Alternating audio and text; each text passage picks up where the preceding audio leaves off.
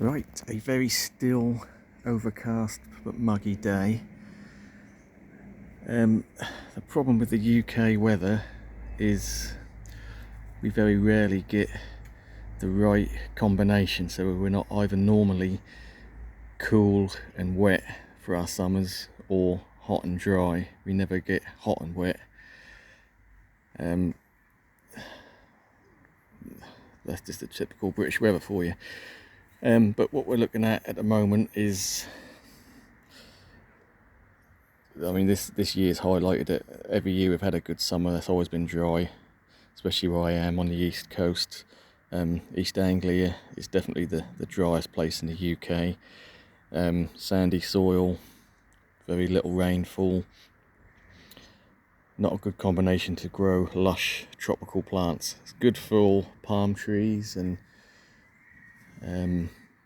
your more arid type plants, your yuccas and that sort of thing, but you got to grow lush green growth. You need a lot of water, and we just don't get it here. So this is going to be a look at a irrigation system. So I did do one a couple of years ago. I have got irrigation set up along this border here. So this is basically the same system. This original system that I've put in was purchased from Amazon. I think I paid about 48 quid for it, and I've just bought pretty much exactly the same from Temu for £18, so quite a considerable price difference, well under half the price. Let's have a look at it, see what the quality's like, and we'll just get out the bag and have a look, because I'll set it up after this video, and then I'll probably do an update video on the system setup and how it's running and my final thoughts on it at that point. But for now, this system here is going in the centre bed, so we can see we've got some lush tropical plants here. Pink China, it's doing quite well. A lot of the bedding plants, the impatiens, they've really popped with colour and really spread out. And I will say that these are definitely the best bang for your buck if you want a tropical bedding plant. These worked out. You buy a blister pack for about 10 or 12. They work out about 20p a plant, and each plant is going to spread well over 18 inches, no deadheading involved, and constant flower all summer long. You just can't go wrong. And even on a dull day like this, I think that neon hot pink really does pop and gives it that tropical look. So I don't grow a lot of flowering type plants in the garden, but for this centre bed I wanted it to really sort of stand out and look a bit different to the rest of the garden. So yeah, so we need water in this area. I survived so far. I do hose, at least a good soak down a couple of times a week, but I think these plants would do a lot better with more moisture, more consistent watering, and just something that's not going to be quite so time consuming, because if I get the hose out, I'm here for at least an hour and a half doing the whole garden. That's sort of spot checking sort of various plants. So I would like to I have got a soaker hose down this border, which I plug in and leave for half an hour. Like I said, the irrigation system this side, I'll come out in the morning, have a coffee and leave that 10-15 minutes, and that does a good job of keeping everything going there. But yeah, this centre bed is either watering can or hose, and considering we're the driest place in the UK, we haven't had a hose pipe ban yet. We do have quite a lot of big reservoirs about, and we don't often I don't even remember the last time we had a hose pipe ban. It might have been 5-6 years ago. Certainly not in danger of one at the moment, but if you did have a hose pipe ban, then an irrigation system is a good way to get around it. And it's supposed to be like a micro irrigation system. The problem with micro irrigation systems is they, little pipes, they can restrict the flow, and if you've got any sort of length on it, by the time you get to the end of it, it's not a very good flow rate. So this is the best of both worlds. So let's, without further ado, let's get into it. So this is what, £18 buys you on Temu. Let's open the bag and see what we've got.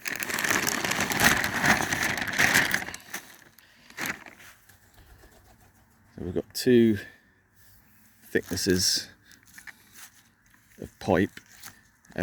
This wide gauge, I think that's 10mm, or a standard hose pipe diameter.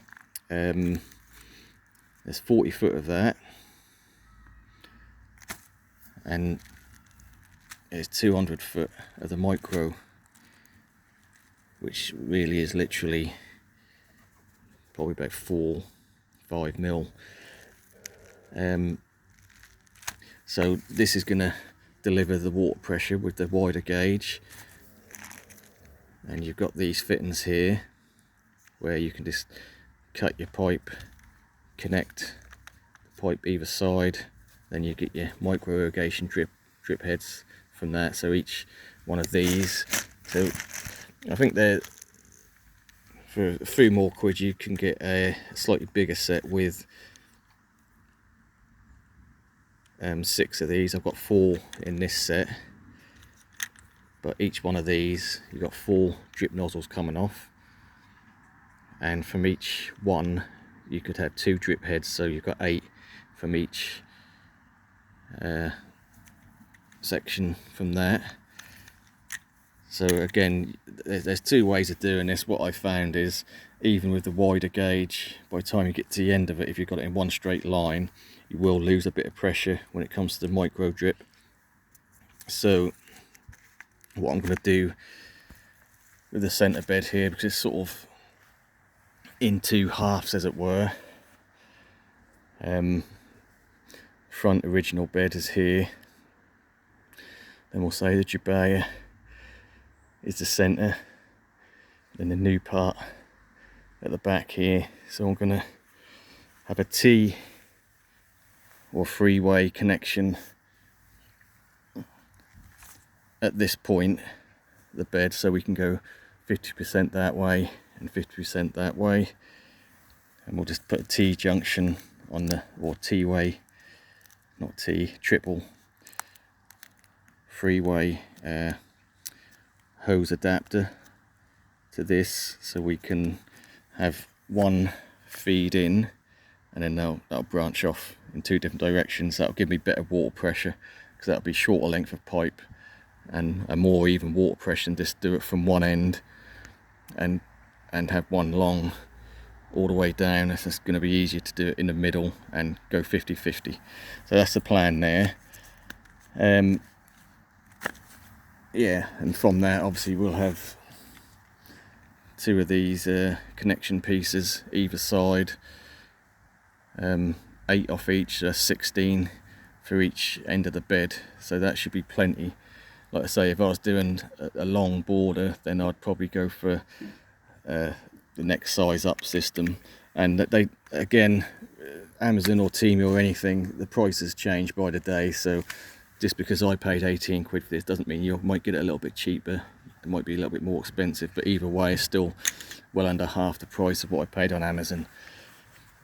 So what I will say is, there's no instructions, not that you really need them, it's pretty self-explanatory.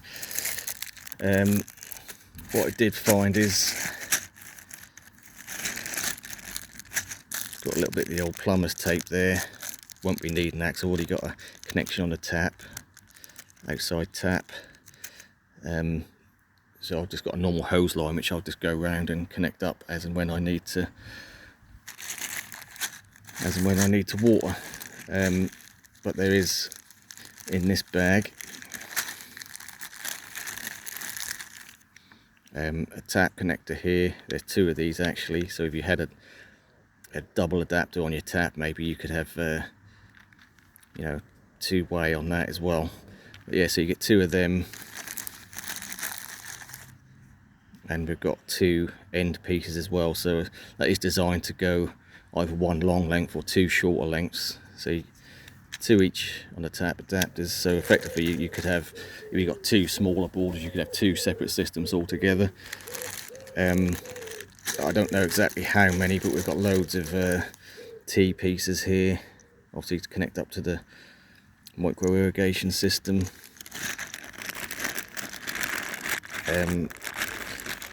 Yeah, quite a few there. And then obviously we've got the drip heads themselves. And again, just doing a rough calculation in my head, 2, 4, 6, 8, 10. So there's 10 of the blues in there and 10 of the reds. So that's 20. And we've got another 5 of each there, so that's 30 altogether. So we've got 30 drip heads. So yeah, I mean it's working out about right for what I want to spread out the watering system. Let's just crack one of these open and see what we're looking at. So you notice there's two different colours here, drip heads. So the red ones are going to be like a spray drip head, where that'll sort of spray out in a circular motion, and the blue ones will be more of a solid round spray rather than individual jets. So I mean, depending on what you're trying to water, sometimes better you get a little bit more pressure on the red ones to go a bit further distance. So imagine you're getting lots of little water jets coming out all the way around there, that'll go out a bit further, whereas the blue one will be a bit more of a tighter spray but solid. So I've got no preference either way. I mean they're both good. I mean you can, if you've got certain plants, you know, either way you can use both of them. They're both going to do the same thing at the end of the day, but you might just get a bit more area covered with the reds.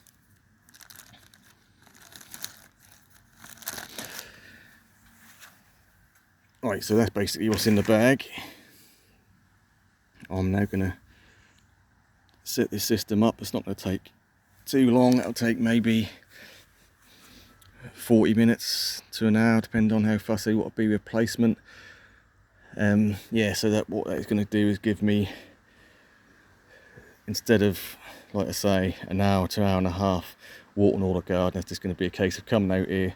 I can turn the tap on, water one side of the garden, flip the switch on the tap, connect the hose up to here, which is like a 30-second job maybe.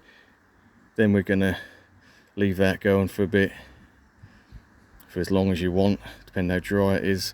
Then I can just move that hose and connect it up to the soaker hose on that side of the garden, and that's saved me an hour and a half.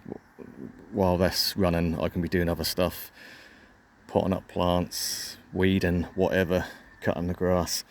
Yeah, so that's going to save me a lot of time. And I'm not saying that's the job I hate doing. I don't mind watering, because for one, you can check every plant and water each plant individually to what its needs are. Say a banana or collocation might need a lot more watering than an established palm tree perhaps. So that is the advantage of hand watering. But also for me, I work shifts, so if I'm on a late shift like I am this week, I work 2 till 10. Ideally I'd like to water in the evening. If I'm on a whole week where I can't water in the evenings and I'm watering in the morning, that's problematic because a lot of evaporation, and that's not really, you know, by the time you've watered in the morning and you've gone a couple of hours, I mean, while you're watering, that's evaporating, and also evaporates during the day. So by the time afternoon comes, that's already dried out again. Whereas obviously if you water in the evening, then that's going to stay moist overnight, and the plants will benefit from it a lot more. Yeah, so I mean, I know it's all common sense, but yeah, so this is the system. I'm going to set it up. Well, considering that's been so dry, things haven't been doing too bad, because I'll go back to these pink china, which have done pretty well. But I mean, if we're looking down here, we've got literally stolons coming out everywhere on these. They really are going for it. But they'd do better with that extra bit of water. And the irony of it is, as I've started this video, is now actually starting to rain, so that is a rarity. We did have a little bit of rain yesterday, not a lot, just a bit of a drizzle. It's a bit of a drizzle today, so that doesn't even count as rain. That's all that's going to do is sort of moisten the leaves, and just that doesn't penetrate the ground whatsoever. Yeah, so you can see by the state of the lawn, all the brown patches, how dry it has been. Right, we're going to leave it there. Might do an update video in a day or two once the irrigation system is set up, and we will see it in action and see what my thoughts are. Is it worth £18? Well, I'll tell you right now, I think it probably is, but we'll no spoilers. We'll set it up and see how it goes. Right, thanks for watching. We'll catch you on the next one.